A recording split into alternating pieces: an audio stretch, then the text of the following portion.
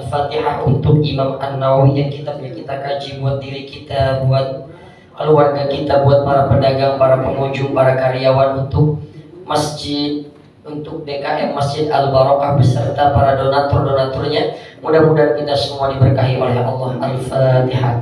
A'udzubillahi minasyaitonir rajim. Bismillahirrahmanirrahim. Alhamdulillahi rabbil alamin, arrahmanir rahim, maliki yaumiddin, iyyaka na'budu wa iyyaka nasta'in, ihdinas siratal mustaqim, siratal ladzina an'amta 'alaihim ghairil maghdubi 'alaihim waladdallin. Amin. Bismillahirrahmanirrahim. Alhamdulillahil hadi liman yasha'u bi fadlihi, al-mudillu liman yasha'u bi 'adlihi, wassalatu wassalamu ala man la nabiyya min ba'di sayyidina Muhammad wa ala alihi wa sahbihi. Amma ba'du, fa yaqulu Allah ta'ala fi kitabihil aziz, a'udzu billahi minasy syaithanir rajim. Bismillahirrahmanirrahim. Subhanaka la ilma lana illa ma 'allamtana innaka antal alimul hakim. Shadaqallahul azim. Para jemaah yang dimuliakan oleh Allah, kita masuk pada hadis yang ke-9 dari bab niat dari kitab Riyadhus Shalihin, ya. Kalau di penjelasannya di halaman 13 tuh hadis yang ke-9. Idzal talqal muslimani, jika bertemu dua orang muslim bisayfaihima, dengan kedua pedangnya, fal qatil wa maqtul finnar, maka yang membunuh dan yang dibunuh dia berada dalam neraka. Qultu, dia berkata, ya, kemudian dia bertanya nih, dari Abu Bakr Nufai ibnul Harith al-Thaqafi, dia bertanya kepada Rasulullah, ya Rasulullah, hadzal qatil fama balul maqtul. Ya Rasulullah, kalau orang yang membunuh masuk neraka itu wajar, tapi kok yang terbunuh juga ikut masuk neraka? Qala, kata Nabi, innahu kana harisan 'alal qatli sahibi. Kenapa yang terbunuh juga masuk neraka? Karena yang terbunuh itu juga sebetulnya sudah ada niat untuk membunuh, tetapi cuma karena gara-gara kalah, gara-gara keduluan, nah maka dialah yang menjadi korban. Nah, maka hadis ini masih menyangkut tentang perilaku niat. Jadi sahabat Nabi itu bertanya, ya Rasul, kalau yang dibunuh itu masuk neraka, ini kan seolah-olah seperti tidak wajar. Tapi kata Nabi, meskipun dia terbunuh, tapi di hatinya itu sudah niat untuk membunuh. Maka apa yang dijelaskan oleh ulama? Yang pertama, siksaan akan diberikan kepada orang yang memiliki tekad kuat dalam hati untuk bermaksiat, serta jiwa dan raganya yang mendukung untuk niat tersebut. Nah, maka niat itu nanti akan diperhitungkan oleh Allah ketika dia sudah mengeksekusi niatnya. Nah, maka kalau kita bertekad untuk melakukan maksiat, kita pengen melakukan maksiat, itu belum niat, belum. Itu namanya azam. Kita pengen melakukan kebaikan, baru pengen, itu namanya azam, bukan niat, bukan. Karena yang disebut dengan niat itu muqtarinan bil fi'li, berbarengan ketika melakukan ibadah itu namanya niat.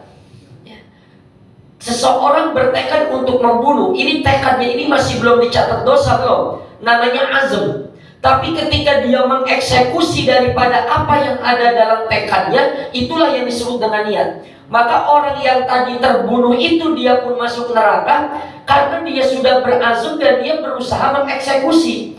Tetapi karena dia gagal, karena dia kalah, nah maka dialah yang terbunuh. Itu sudah dihitung sebagai niat. Jadi kalau nanti malam saya pengen tahajud, itu bukan niat, belum dihitung niat tuh, belum. Tapi itu namanya azam, itu namanya tekad yang kuat. Tapi tekad yang kuat, azam yang kuat, kemudian ketika kita ingin melaksanakan suatu ibadah ternyata terhalang segala apapun itu, ya entah ada musibah lah atau apapun, maka itu dicatat sebagai sebuah kebaikan karena azamnya azam kuat.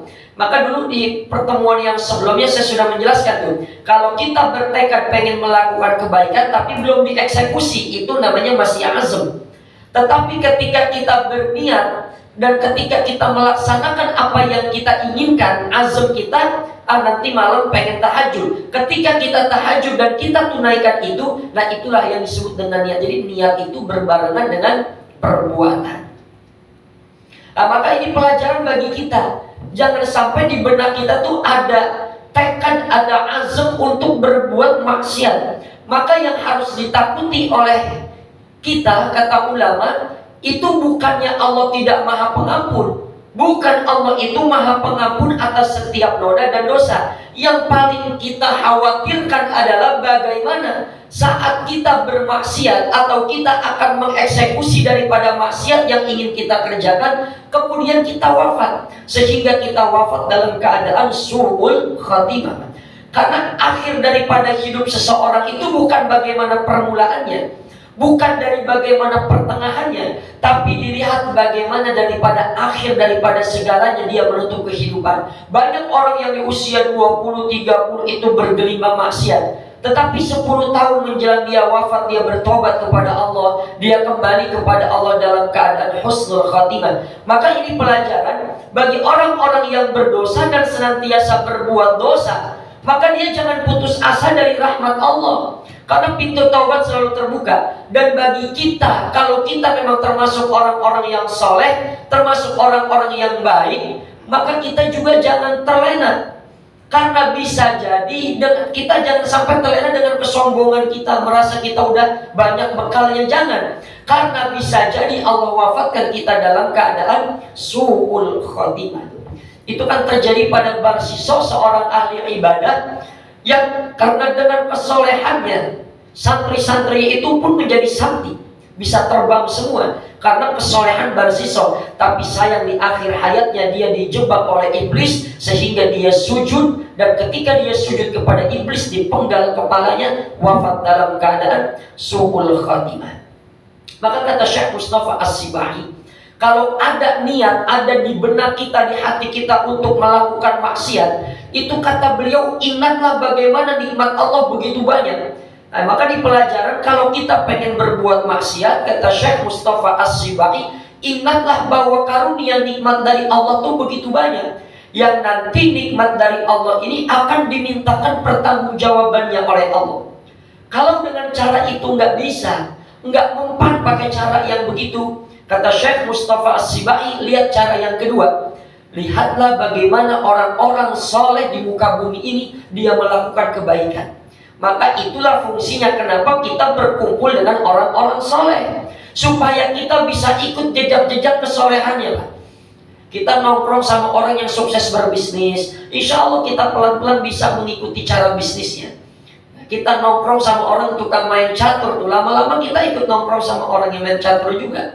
Kita suka nongkrongnya sama yang suka mancing tuh, nanti nongkrongnya nggak di masjid, Pak, di pemancingan.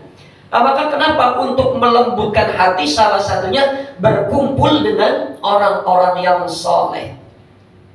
Kalau dengan cara melihat orang soleh itu tidak menghalangi kita untuk berbuat maksiat, kata Syekh Mustafa As-Sibai, maka takutlah kalau maksiat yang kita lakukan itu dilihat oleh manusia lainnya. Jadi kalau kita berbuat maksiat, terus kita takut maksiat kita tuh ketahuan sama orang lain. Nah, berarti kita masih punya sedikit iman, meskipun takutnya kepada manusia. Tapi kalau kita berbuat maksiat udah secara terang-terangan, sama manusia aja kita nggak malu berbuat maksiat, ini pertanda bahwa manusia itu sudah berubah menjadi seekor binatang. Karena binatang tuh udah nggak tahu malu, Pak. Kawin di mana aja dia kawin, bertengkar di mana aja dia bertengkar. Nah, maka kata Syekh Mustafa As-Sibai, ingat-ingat nikmat karunia dari Allah itu begitu banyak. Kemudian yang kedua, hadis ini memperingatkan dengan keras kepada kita agar kita tidak melakukan peperangan sesama muslim, sebab hal ini dapat melemahkan umat Islam. Jadi kata Nabi dalam hadisnya, kalau ada dua orang muslim yang saling membunuh, maka dua-duanya masuk neraka. Maka jangankan kita membunuh seorang muslim, Pak, menzalimi, menyakiti dengan kata-katanya saja, itu dilarang oleh agama. Bahkan Nabi mengajarkan, la tu'dhihi jaraka walau biqutari kidrika, jangan sakiti tetanggamu meski hanya dengan bau asap masakanmu. Kan kalau kita masak, Pak, itu kan aromanya kadang kecium tuh ke tetangga kiri kanan.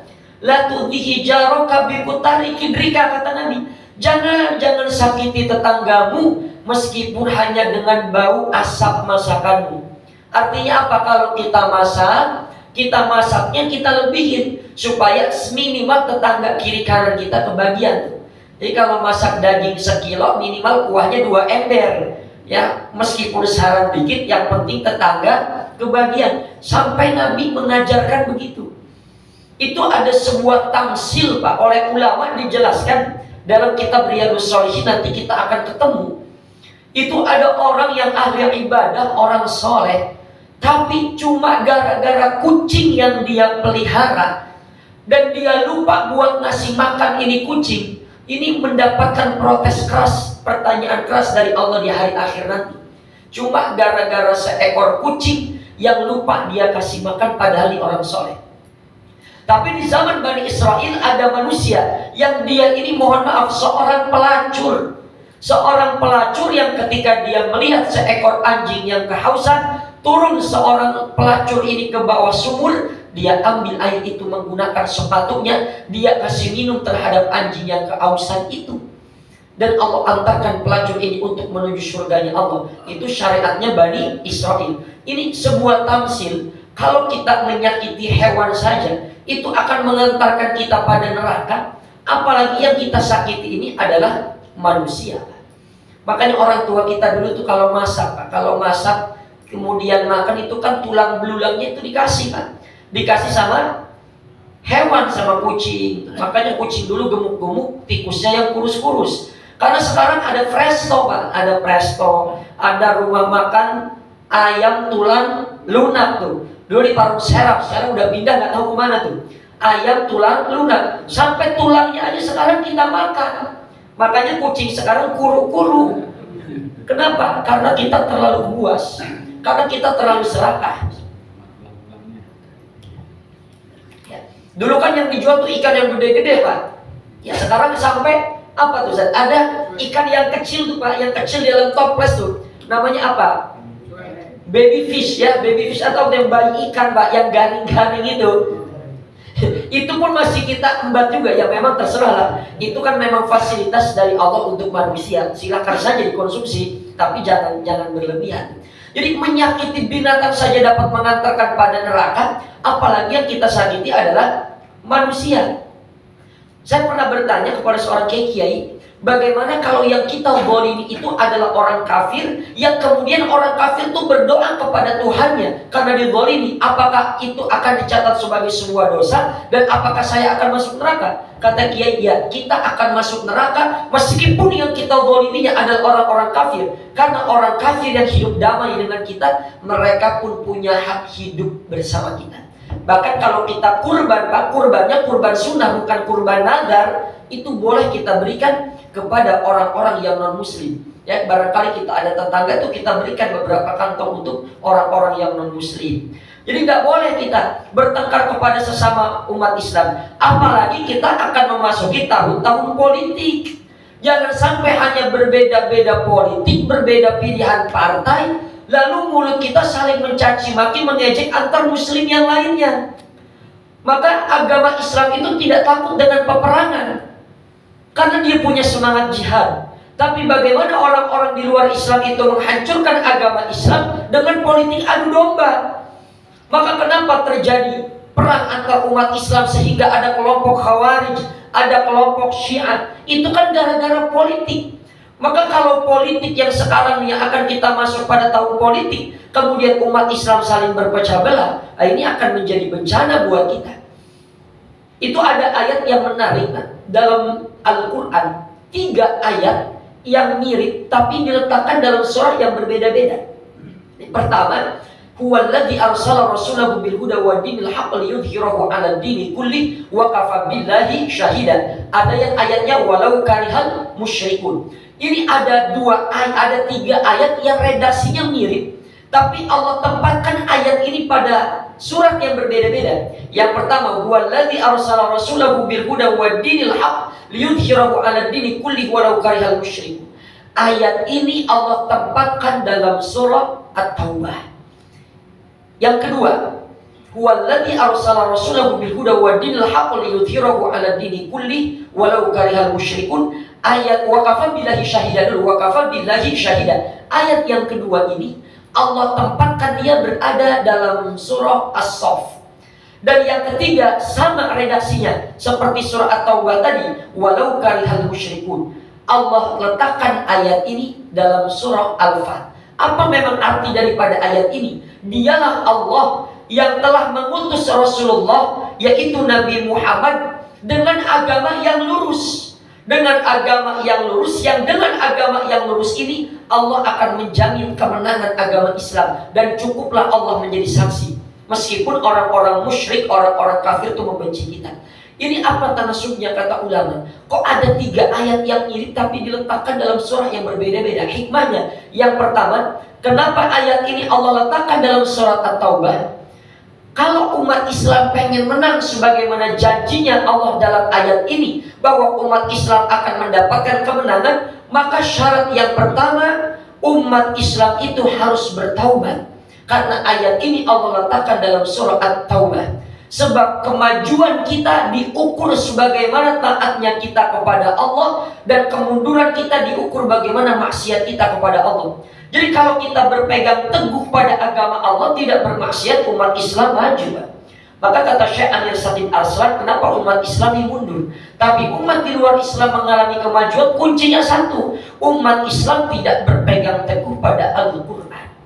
Yang kedua, ayat itu Allah letakkan dalam surah As-Saff, yang artinya barisan.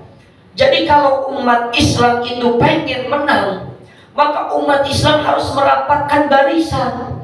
Tidak boleh kita berjalan sendiri-sendiri, tidak boleh berpecah belah, tidak boleh saling bermusuhan, tidak boleh saling mencaci maki. Kalau umat Islam sudah bersatu sebagaimana dalam surah As-Saff, maka nanti Allah akan memberikan kemenangan. Ini kan perang Palestina sama Israel belum berakhir, Pak. Ya, maka minimal untuk membela saudara-saudara kita di Palestina, kalau tidak dengan doa, minimal kita tidak membeli produk-produk yang dia itu mendukung perjuangan Israel untuk menghancurkan saudara kita di Palestina. Ya. Maka kemarin tuh sebelum khutbah Jumat, Pak, kita dikirimkan surat dari beberapa orang, Pak, yaitu kalau tidak keliru saya baca dari Kedubes, supaya dalam isi khutbah Jumat itu membahas tentang masalah Palestina tuh.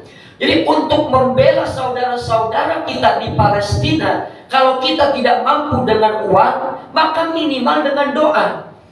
Setelah dengan doa, kita tidak perlu dan tidak usah membeli produk-produk yang keuntungannya itu digunakan untuk membeli senjata untuk Israel yang menyerang Palestina.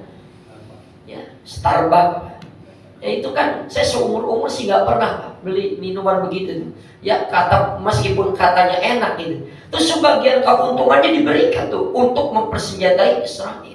Maka umat Islam ini itu harus bersatu. Maka kalau umat Islam tidak bersatu, kita akan mudah dihancurkan oleh orang lain. Kemudian yang berikutnya, ayat ini Allah letakkan dalam surah Al-Fat. Apa maknanya? Kalau umat Islam udah taubat, umat Islam udah bersatu, tunggu janji Allah. Di mana surat ini, ayat ini Allah letakkan dalam surah Al-Fat, yang artinya kemenangan. Nah, jadi peristiwa perang itu kan dimenangkan oleh Rasulullah dalam perang Badar, kan? Itu dalam perang Badar, itu jumlah musuh-musuhnya itu 1000. Tapi jumlah umat Islam itu cuma 313. Melawan 1000, bahkan lebih daripada itu. Tapi Allah berikan kemenangan kepada Rasulullah, dibantu dengan para malaikat-malaikat Allah. Tapi dalam perang Uhud, itu Nabi kalah. Bercucuran darah Nabi. Bahkan sahabat mengira Nabi itu wafat. Memang apa yang terjadi dalam perang Uhud? Dalam perang Uhud, itu Nabi bilang sebelum perang, tolong nanti jangan turun sebelum ada instruksi dari saya. Ketika sahabat mulai menyerang, hampir mengalami kemenangan, kan banyak harta rampasan perang, Pak, ghanimah, bergeletak tuh di tanah lapang. Ini sahabat-sahabat banyak yang tergoda dengan ghanimah. Turunlah dia tanpa sepengetahuan Nabi. Turunlah dia sebelum ada instruksi dari Nabi. Ketika turun semua sahabat-sahabat Nabi, sebagian besar sahabat Nabi, karena tidak mendengarkan instruksi Nabi, begitu turun sedang mengambil harta ghanimah, rampasan perang, dari jauh ternyata pemanah-pemanah itu sudah bersiap untuk membunuh umat Islam. Kalau tidak keliru itu ada namanya Khalid bin Walid yang saat itu belum masuk Islam, Pak. Khalid bin Walid dia manfaatkan kesempatan itu karena yang menjaga Nabi cuma sedikit. Akhirnya habislah Nabi, dia kena panah, kena lemparan dan sebagainya. Dalam perang Uhud kalah gara-gara tidak mendengarkan instruksi Nabi. Maka hikmahnya kalau kita tidak berpegang teguh pada Al-Quran, tidak berpegang teguh sebagaimana diajarkan oleh Nabi, maka nanti umat Islam akan mengalami kemunduran. Yang mundur bukan Islamnya, Pak. Islamnya pasti maju, Islamnya pasti ya'lu wa la yu'la alaih. Tapi yang mundur ini adalah umat Islamnya. Maka Pak, negara terbersih itu kan bukan di Arab Saudi, Pak. Negara terbersih itu bukan di Madinah. Tapi penelitian terakhir yang saya tahu negara terbersih itu ada di Swedia. Tapi entahlah yang sekarang ini ada di peringkat yang keberapa. Potensi baca, Pak. Itu potensi baca, orang-orang yang gemar baca itu bukan ada di Arab Saudi banyaknya, tapi justru di negara-negara yang mayoritas itu orang-orang kafir. Padahal perintah membaca itu Allah letakkan dalam ayat yang pertama kali turun, Iqra bismi rabbikal ladzi khalaq, dan seterusnya. Kemudian yang ketiga, ancaman yang telah disebutkan dalam hadis ini dipahami bahwa kalau ada dua orang saling membunuh itu dengan motivasi untuk kesukuan, fanatisme, golongan, bukan untuk membela sejarah. Jadi banyak orang membunuh itu tidak dibenarkan dan dilarang. Karena kalau dia membunuhnya itu di luar syariat. Kalau dalam peperangan boleh kita membunuh, Pak. Tetapi kalau dalam hal-hal untuk yang bersifat duniawi, rebutan lapak, rebutan kekuasaan, rebutan perempuan, ya, rebutan nyawer, lalu saling bunuh-membunuh. Lah ini bukan mengantarkan dia pada surga, justru akan mengantarkan dia pada neraka. Berapa lama dia di neraka? Wallahu a'lam. Tapi intinya orang yang membunuh, jangankan dia membunuh orang kafir yang hidup damai, membunuh orang muslim sekalipun, membunuh orang muslim, maka orang yang seperti ini saling membunuh tanpa ada syariat uzur yang dibenarkan akan diancam di neraka cukup lama. Karena membunuh termasuk min akbaril kabair, termasuk noda dan dosa yang sangat besar. Lalu gimana Ustaz kalau ada pencuri, perampok pengen masuk rumah kita, lalu ketika dia akan membunuh kita, kita bunuh, itu mah dihitung dengan pahala jihad. Karena apa? Kita mempertahankan harta kita dan keluarga kita yang disebut dengan hifdzul mal, menjaga harta. Ada hifdzul din, menjaga agama. Ada hifdzul nasal, menjaga keturunan dan menjaga keluarga. Barangkali sampai sini saja, Pak. Ya, kalau ada pertanyaan saya silakan. Ya mungkin jam 1 kurang 10 menit saya izin pamit karena jam 2 kurang sebetulnya ditungguin di daerah Kembangan saya. Acara maulidan. Kalau ada pertanyaan silakan. Iya silakan. Iya. Salam.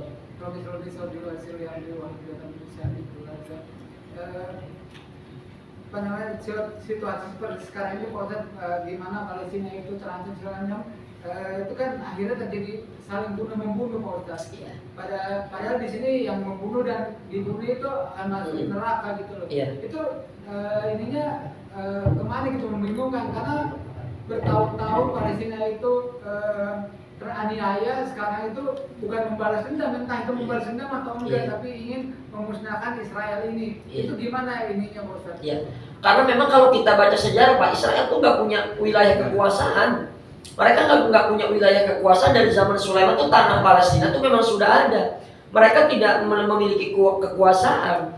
Tetapi karena nafsu dia pengen lebih luas, pengen menguasai, akhirnya saudara-saudara kita itu diserang, Pak.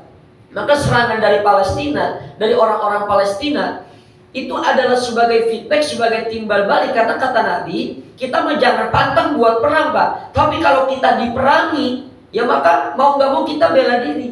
Nah maka dalam konsep Palestina yang mereka menyerang itu bagian daripada pertahanan diri, Pak. Bagian daripada untuk mempertahankan wilayah kekuasaan, untuk mempertahankan negara. Mempertahankan negara itu adalah bagian daripada jihad fi sabilillah, Pak.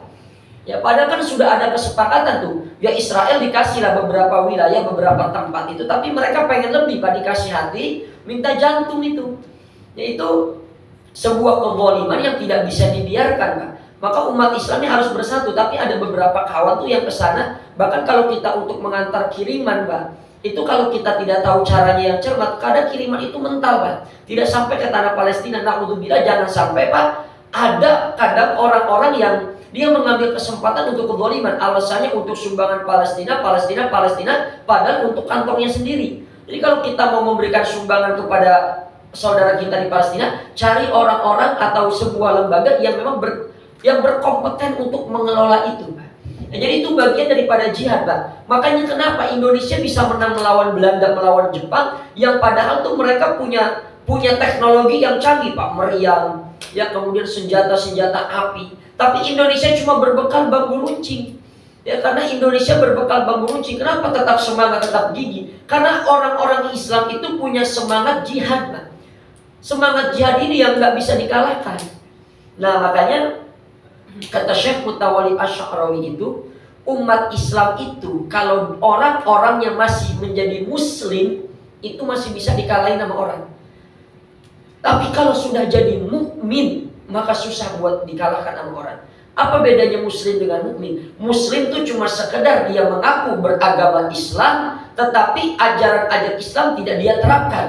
Tapi kalau mukmin dia mengaku Islam dan dia komitmen untuk menjalankan ajaran-ajaran Islam. Maka saudara-saudara itu bagian daripada jihad fisabilillah. Mereka ada yang terluka, mereka ada yang meninggal, dan itu dihitung sebagai syahid, sebagai fisabilillah. Apa hikmah yang bisa kita tarik, Pak? Itu Palestina mau sholat dibom, ya, mau ibadah dibom. Terjadi juga belum lama di Libya, ya, belum lama juga terjadi ketika ada di Yaman. Ya, adik kelas saya dulu tahun berapa ke Yaman, balik lagi ke Indonesia karena tidak nyaman situasinya. Yang tadinya pengen kuliah nggak jadi. Maka kita nih alhamdulillah, Pak, di Indonesia ini kita bisa nikmat beribadah, kita bisa nikmat ngaji, kita bisa nikmat tidur, makan, kerja. Maka ini yang harus kita syukuri.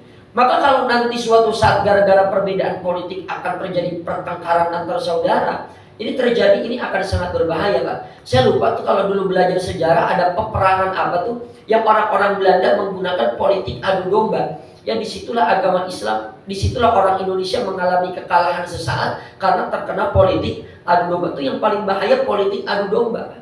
Ya, itulah yang digunakan oleh orang-orang kafir zaman dulu sehingga umat Islam itu menjadi berpecah belah. Itu kenapa ada Khawarij, ada Syiah, sahabat sama sahabat saling bunuh-membunuh.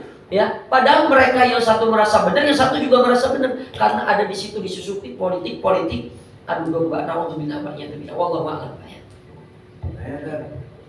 Oh iya, Bapak. Memahami tentang niat yang pertama Ustaz kasih tahu. Kan innamal a'malu binniyat. Jadi betul. Yang setahu saya pada waktu kecil saya belajar haji, kalau kita niat baik aja malaikat mencatat, Pak. Betul. Setelah niat itu dilaksanakan, ditambah lagi nilainya. Begitu juga masalah niat jahat. Niat jahat itu malaikat ngadu sama ini, bilang nggak usah dicatat, emang gue pikirin, nah gitu katanya. Nah itu yang saya baru tahu nih azab ini. Nah, bagaimana perbedaan niat dan azab tadi? Iya, baik. Ini pada hadis yang dulu kita pernah kaji itu, Pak, dan sebelumnya kita menghatamkan kitab Arba'in Anawi. Hadis ini memang ada juga dalam kitab Riyadhus Shalihin pada bab pertama tentang niat. Kalau kita baca terjemahnya memang amal itu tergantung daripada niatnya. Nah, itu betul, Pak, yang Bapak sampaikan itu hadis. Ya, kalau ada orang dia berniat untuk melakukan kebaikan dan kemudian dia tunaikan kebaikan itu, maka dia akan mendapatkan 10 pahala. Satu kebaikan dibalas 10 pahala. Tapi kalau dia berniat untuk melakukan satu kebaikan, tetapi karena ada halangan, nggak jadi dia melakukan kebaikan itu, maka dicatat sebagai 1 pahala. Orang pengen berbuat maksiat, niat untuk melakukan maksiat, kemudian dia gugurkan maksiatnya itu karena takut kepada Allah, maka dicatat sebagai 1 pahala. Niat dalam bahasa Indonesia beda dengan kata niat bahasa Arab. Yang dimaksud dengan hadis itu, kalau seseorang berniat untuk melakukan kebaikan, itu terjemahannya. Ya, tapi makna yang sesungguhnya kalau orang itu berazam, punya tekad yang kuat untuk melakukan kebaikan, dia udah bertekad nih, saya pengen melakukan kebaikan. Kemudian dia tunaikan kebaikan itu, maka dapat 10 pahala. Jadi kalau dia baru, saya nanti pengen sedekah, itu bukan niat namanya. Kalau dari diterjemah emang itu disebutnya udah niat aja Pak. Kalau di Indonesia disebutnya oh ini orang udah niat nih. Padahal belum. Itu dalam bahasa agama namanya azm. Kemauan yang kuat itu namanya azm. Misal Bapak saya nanti ba'da asar pengen sedekah, itu azm. Bukan niat, bukan. Itu namanya azm. Nah, ketika Bapak mengeluarkan uang dan Bapak membayarkan sedekah Bapak itu, itulah yang disebut dengan niat yang diiringi dengan perbuatan. Jadi dalam konsep fikih itu niat itu muqtarinan bil fi'li, berbarengan dengan yang Bapak kerjakan. Maka sholat itu kan ketika kita Allahu Akbar, niat itu dalam hati berbarengan. Nah, itulah yang disebut dengan niat. Jadi Pak, kalau azm itu namanya tekad yang kuat. Itu namanya azm. Apa bedanya dengan sungguh-sungguh? Man jada wa jada wa man sara wa jada. Azm itulah yang disebut dengan tekad yang sungguh-sungguh. Itu namanya azm. Azm itu yang disebut tekad yang kuat. Contoh, saya pengen umroh nih. Saya pengen umroh. Itu namanya masih azm itu. Tapi ketika saya pengen umroh nih, buka setoran nabung. Nah, itulah ketika dia sudah mulai menabung, itu berarti dia sudah diiringi dengan niat. Jadi Pak, yang disebut dengan azm itu tekad yang sungguh-sungguh untuk melakukan kebaikan. Kebaikannya belum dilakukan belum, tapi dia udah bertekad, itu namanya azm. Lalu apa yang disebut niat? Niat itu ketika Bapak melakukan kebaikan itu sebagaimana tekad kuat Bapak tadi, itulah yang disebut dengan niat. Jadi kalau niat itu Pak dikerjakannya berbarengan dengan kebaikan yang pengen kita lakukan. Kalau niat berbarengan dengan pekerjaan kita, saya pengen sholat, maka ketika Bapak sholat, nah maka disitulah dicatat niat dan kebaikan. Tapi kalau Bapak baru bilang nanti saya pengen sholat, itu belum niat, itu masih azm. Terus ada lagi Ustaz, ada niat itu ada 3, lin nafsi, lin nasi, dan lillahi ta'ala. Nah itu gimana? Kan lin nafsi itu kan dengan nafsu kita kan. Jangan-jangan orang begini, jangan begini kan gitu. Lin nafsi itu membanggakan dirinya. Kemudian lillahi ta'ala yang benar-benar kita malam gitu. Ya. Orang yang lin nafsi itu berarti dia niatnya lin nafs karena jiwanya. Jadi ada orang yang beribadah niatnya lin nafs. Orang yang beribadah itu niat dia beribadah tapi karena nafsunya, nafs. Ya, karena jiwanya. Orang yang beribadah karena jiwanya Pak, bukan mengharapkan karena Allah. Bisa jadi karena dia beribadah karena ingin dipuji kah, atau segala macam, atau dia beribadah dengan selain Allah, berharap pada selain Allah. Ini tidak masuk dalam kategori kebaikan, dia nol nilainya. Mari pekan lalu kita pernah bahas bab ikhlas. Orang yang beribadah karena linnas, karena pengen dipuji manusia, atau karena linnafs, karena ada orang yang ibadah tapi nurutin egonya Pak, itu namanya linnafs. Ibadah karena jiwanya, karena egonya. Misal begini, saya biasa sedekah di tiap Jumat, tapi saya lagi nggak punya duit. Tapi kalau gua nggak sedekah, apa kata orang nanti? Nah, itu dia sudah ibadah tapi karena egonya. Orang pengen kondangan, saya pengen kondangan nih. Kondangan sebenarnya malas, tapi saya kondangan karena dia waktu itu pernah kondangan. Sebenarnya malas, itu linnafs, karena goncangan jiwa. Tapi orang yang beribadah lillah karena Allah, itulah yang mendapatkan nilai-nilai ibadah. Jadi memang mohon maaf Pak, kalau agak bingung itu ada azam, ada niat. Kalau kita bertekad kuat buat melakukan kebaikan, itu baru azam. Baru azam, belum niat. Tetapi ketika ya Allah, saya pengen sholat nih, kita wujudkan, kemudian kita wudhu, kita sholat, dan niat itu di situ dihitungi dengan kebaikan-kebaikan itu. Wallahu a'lam ya Pak. Ya, ada lagi silakan Pak. Bapak silakan. Assalamualaikum warahmatullahi wabarakatuh. Apakah mungkin nanti suatu ketika itu Indonesia dengan pasukannya atau BRIMOB dan sebagainya bisa bantu Palestina menyerang ke sana? Sekarang yang kita, karena sekarang aja rempang aja ini masih rempong. Iya. Saya rasa sulit Pak, sulit. Karena ya kalau dulu kita belajar hukum tata negara tuh ada hukum teritorial ya, hukum batas-batas kekuasaan tuh. Kita nggak punya hak Pak buat ikut campur perang di sana, dan untuk berangkat ke sana kan butuh akses yang cukup panjang Pak. Butuh akses yang cukup panjang itu. Maka sebetulnya dari PBB pun sudah membuat kesepakatan. Meskipun kalau saya pernah baca tuh ya, kesepakatan dari PBB itu justru cenderung membela orang-orang Israel. Karena apa? Karena mayoritas di PBB itu rata-rata dihuni oleh negara-negara yang non-muslim, yang negara-negara yang non-muslim.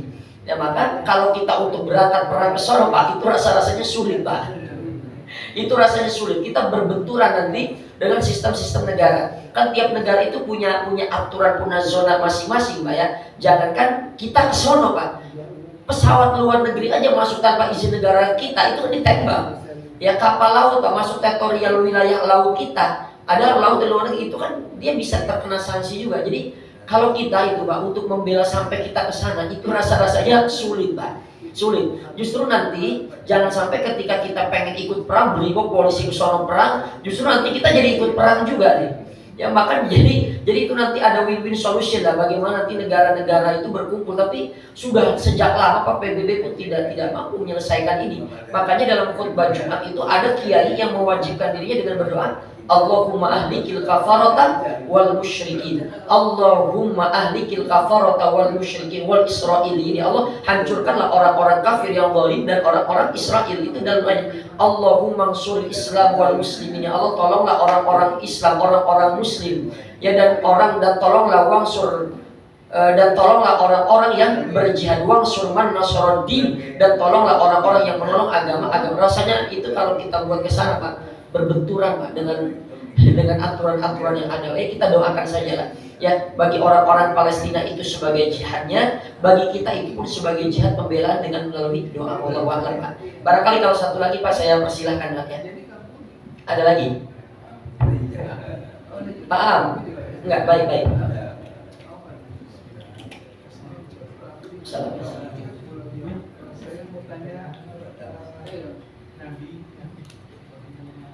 Nabi Muhammad ya.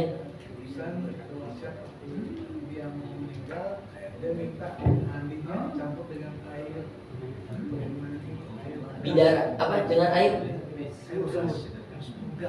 Air apa? Air sumur? Gas. Kenapa sampai di pesannya minta sama air itu? Saya baru dengar istilah air apa Pak? Air sumur gas.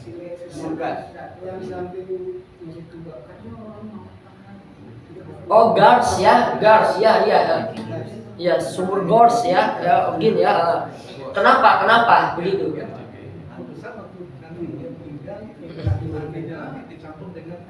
Iya. Berarti kan kenapa mungkin ada keistimewanya. Baik. Kenapa Rasulullah minta dimandi? Ya ada lagi. Karena kalau misalnya itu ada orangnya, kenapa kan tidak ada air itu, nanti juga bisa juga nanti kalau saya bilang juga air itu. Gimana Pak? Kurang kedengar Pak? Nanti Nabi pesan sama anunya, kalau tuh nanti meninggal, minta dicampurkan air. Berarti kan ada keistimewaan atau kelebihan. Kenapa sampai Nabi pesan minta dimandikan air? Nah kalau misalnya ada urusan itu, ada teman kita juga punya air itu. Bisa juga nanti kalau saya nanya nanti kalau ada air itu, gimana nanti saya dengan air. Baik. Wallahu a'lam. Kenapa saya belum pernah meneliti hadis ya, tapi memang Nabi pernah berwasiat nanti sebelum dia meninggal beliau minta dimandikan ke sumur gas, karena itu terletak di Masjid Nabawi kan. Ya, karena di Masjid Nabawi apa-apa yang terletak dalam Masjid Nabawi itu punya keistimewaan. Apa-apa yang terletak di tanah Madinah itu punya keistimewaan tersendiri. Ya, kalau dirinci secara terperinci kenapa Nabi minta dimandikan dengan sumur air gas, wallahu a'lam, saya kurang paham sekali karena saya belum membaca masalah kandungan yang ada di dalamnya. Tapi secara global saya menjawab karena apa-apa yang ada di dalam Masjid Nabawi, kan yang sekarang jadi Nabawi itu kan itu masjid yang dibangun oleh Nabi Pak, yang dibangun oleh Nabi. Nah, apa-apa yang dibangun oleh Nabi itu punya tabaruk, punya keberkahan, punya nilai tersendiri di situ. Itu punya nilai sendiri. Jadi kalau saya dirinci apa kandungannya, kenapa Nabi minta diwasiatkan mandi pakai air itu, wallahu a'lam. Saya belum baca penelitiannya kenapa Nabi minta dimandikan pada air itu, tapi secara globalnya saya menjawab karena di dalam itu terdapat keberkahan di situ. Terdapat keberkahan apa-apa yang diinjak oleh Nabi, apa-apa yang pernah di situ dibangun oleh Nabi, itu punya keberkahan yang berbeda dengan yang lainnya. Jangankan dengan airnya Pak, di Nabawinya saja, di Madinahnya saja itu mengandung keberkahan. Ya, jadi kalau ditanya kenapa Nabi begitu, wallahu a'lam Pak. Saya cuma bilang wallahu a'lam. Nanti bakal saya cari penelitian itu kenapa Nabi minta dimandikan oleh air itu. Tapi di Masjid Nabawi itulah tempat yang paling mulia. Maka ulama berbeda pendapat, lebih mulia Mekah yang ada Ka'bahnya atau lebih mulia Madinah. Itu ulama berbeda pendapat. Tapi pendapat yang paling kuat kata ulama, tempat yang saat ini paling mulia itu bukan Ka'bah, bukan Mekah. Tempat yang paling mulia itu adalah tanah Madinah, yang di situ ada makamnya Sayyidina Muhammad SAW. Nggak mungkin ada Mekah, nggak mungkin orang-orang berhaji kalau tidak ada manusia yang sekarang terkubur di tanah Madinah, yaitu Nabi Muhammad SAW. Begitu Pak ya. Wallahu a'lam, saya anggap cukup Pak ya. Kurang lebihnya saya mohon maaf. Saya izin langsung berangkat ke daerah Kembangan, kurang lebihnya mohon maaf. Wassalamualaikum warahmatullahi wabarakatuh.